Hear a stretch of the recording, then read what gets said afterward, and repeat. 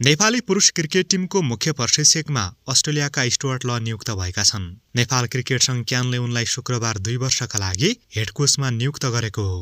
उनी 1.5 साताभित्र नेपाल आइपुग्नेछन्। को हुन् त स्टुअर्ट ल? 18 अक्टोबर सन् 1968 मा अस्ट्रेलियाको ब्रिस्बेनमा जन्मिएका स्टुअर्ट पूर्व क्रिकेटर हुन्। उनले आफ्नो समयमा शानदार ब्याटरको परिचय बनाएका थिए। विशेष गरी स्टुअर्टले घरेलु क्रिकेटमा गजबको प्रदर्शन गरे। उनले त्यहाँ क्वीन्सल्यान्ड टिमबाट खेल्ने गर्थे। स्टुअर्टले प्रथम श्रेणी क्रिकेटमा 367 म्याच खेले, जसमा उनले 79 शतक र 168 अर्धशतकको सहयोगमा 27,000 भन्दा बढी रन बनाएका छन्। फर्स्ट क्लास क्रिकेटमा स्टुअर्टको उच्च स्कोर 263 रन हो। यस्तै उनले 392 लिस्ट ए म्याच खेलेका छन्। त्यसक्रममा उनले 20 शतक र 64 अर्धशतक सहित 11,800 रन बनाएका छन्। यस फर्म्याटमा स्टुअर्टको उच्च स्कोर 163 रन हो। यस्तै उनले 51 टी20 म्याच खेले। त्यसक्रममा स्टुअर्टले 7 अर्धशतक र 1 शतकको मद्दतमा 1197 रन बनाए। बोलिङतर्फ उनले प्रथम श्रेणीमा 83 तथा लिस्ट एमा 90 विकेट लिएका छन्। उनले इङ्ल्यान्डको काउन्टी क्रिकेट पनि खेलिसकेका छन्। अन्तर्राष्ट्रिय क्रिकेटमा भने स्टुअर्टले लामो समयसम्म प्रभाव जमाउन सकेनन्। उनले अस्ट्रेलियाका लागि 1 टेस्ट र 54 एकदिवसीय म्याच मात्र खेल्ने मौका पाए। स्टुअर्टले सन् 1995 मा टेस्ट क्रिकेटमा श्रीलङ्का विरुद्ध डेब्यू गरेका थिए। उनले पहिलो इनिङमै अभिजित 54 रन बनाए। त्यसपछि भने स्टुअर्टले टेस्ट क्रिकेटमा कहिल्यै पनि मौका पाएनन्। उनले एकदिवसीय अन्तर्राष्ट्रियमा 1994 मा डेब्यू गरे र स्टुअर्टले अन्तिम म्याच 1999 मा खेले।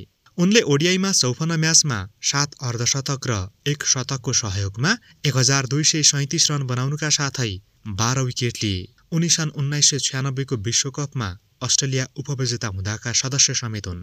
खेल जीवन सकाएपछि स्टुअर्टले प्रशिक्षकको यात्रालाई अघि बढाए। उनले सन् 2011 देखि 2012 सम्म बङ्गलादेश राष्ट्रिय टिमको मुख्य प्रशिक्षकको जिम्मेवारी सम्हाले। त्यसपछि उनले West Indies, Afghanistan, Sri Lanka, America लगायत टिममा प्रशिक्षक तथा ब्याटिङ सल्लाहकारको भूमिकामा काम गरे। स्टुअर्ट युवा खेलाडीलाई दक्ष बनाउने मामलामा परिचित छन् र नेपाललाई पनि अहिले ब्याटिङमा सफल करियर बनाएको मुख्य प्रशिक्षकको खाँचो छ। पछिल्लो समय फेरि नेपाली टिम ब्याटिङमा सङ्घर्ष गरिरहेको छ र नवनियुक्त हेड कोच स्टुअर्टले नेपाली खेलाडीको त्यो समस्यालाई सुधार गर्नेमा समर्थक आशावादी छन्। अब उनका सामु महत्त्वपूर्ण 2 चुनौती छन्। ती हुन् आइसिसी विश्वकप लिग 2 र टी20 विश्वकप छनौटमा राम्रो प्रदर्शन गर्नु। एकदिवसीय मान्यता जोगाउन लिग 2 मा नेपालले उत्कृष्ट प्रदर्शन गर्न आवश्यक छ। जारी लिग 2 मा नेपालले 12 खेल खेल्दा 8 मा पराजय र 2 खेलमा मात्र जित हासिल गरेको छ। 2 म्याचमा अङ्क बाँडेको नेपाल अहिले तालिकाको 7औं स्थानमा छ। नेपालले अब लिग 2 मा 24 वटा म्याच खेल्न बाँकी छ। यस्तै नेपालले आउँदो अक्टोबरमा टी20 विश्वकप छनौट खेल्नेछ। ओमानमा हुने यस प्रतियोगितामा नेपालसहित 9 टोलीको सहभागिता रहनेछ।